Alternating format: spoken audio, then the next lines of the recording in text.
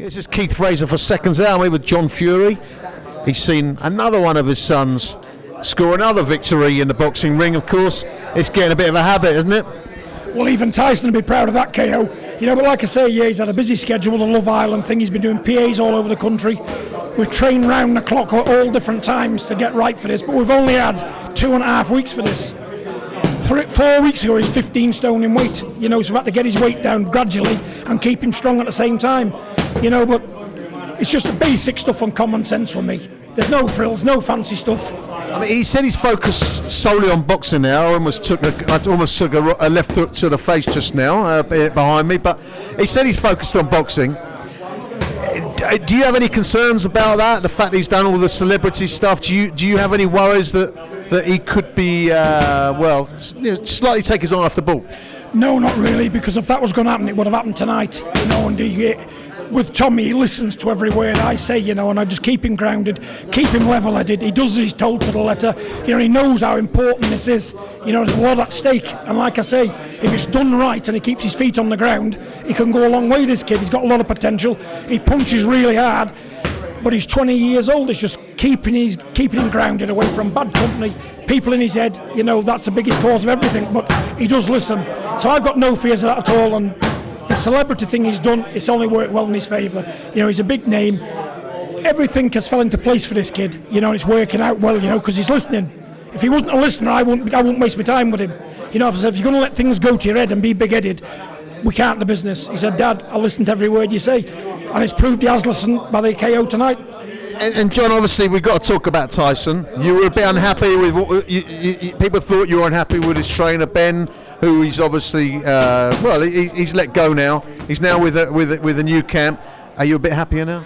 Let me say, first and foremost, I've nothing against Ben Davison. He's done a fabulous job. He helped Tyson through some rocky, hard times. He was a companion to him. He was a friend, but I can't not stand by and let me lad go into the biggest fight in his life without getting the best people around him. And I don't know what's happened between him and Ben. It was Ben's decision, I think, just to leave.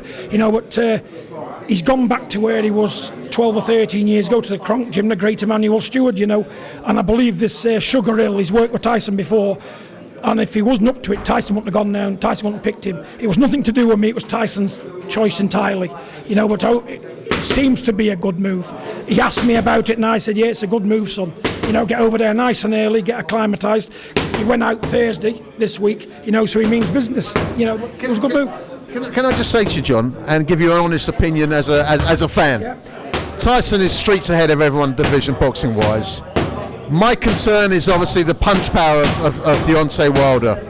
And of course, the way that Tyson fights, he doesn't plant his feet and therefore doesn't get a chance to really throw some big shots. Is he going to need to in this fight? Because to avoid the right hand of Deontay Wilder over 36 minutes without getting caught is a tough ask, isn't it? Well, I see it like this. Last time he fought Deontay Wilder, he was in the worst possible physical shape he could be. He was only 50% there mentally and 50% bodily, so he's going to come in strong, big, and to be honest and truthful, if he couldn't beat him then, he's no chance now, but you've just got to take his right hand away. That's what they need to work on. Take his right hand away, give him some rough stuff, make him work Wilder, put him under pressure, take him to places he's never been before, and hopefully Tyson will get the stoppage because he'll be a lot bigger man, a lot stronger, and I believe he's going to come in at his natural weight, about 18-10, 18-12, and bully this man. Nobody's bullied him, and work his body and take him into deep water early on and just see what happens, and take his right hand away. What has he got? An old man was beating him until he detonated that bomb, but he has got that equaliser, and it is a worry. But if they know what they're doing and they keep their mind on the job, it shouldn't be a problem.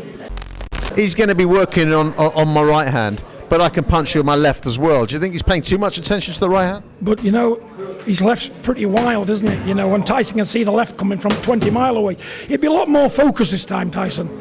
People forget. Tyson can punch himself. He stopped 19 opponents at a 29 contest. So if he hits Wilder on the chin or anywhere, the body's going to go. Because I had him on the pads last week, and I couldn't hold the pads. He's ripping my shoulders and arms off, and I'm 19, 20 stone in weight. And I thought, what? If this Tyson fights Wilder, it's going to be a short night, and I believe that this time. It's Tyson's time. Well, listen, I can't wait for the fight, I've got to say. Great fight. It's going to be a great fight, of course. Listen, in the meantime, I wish you a good Christmas, Happy New Year, and look forward to seeing you at the next fight. Christmas, All the yeah, best. Happy New Year to This all. is Keith Fraser for Seconds Out with John Fury, of course. Bless you all.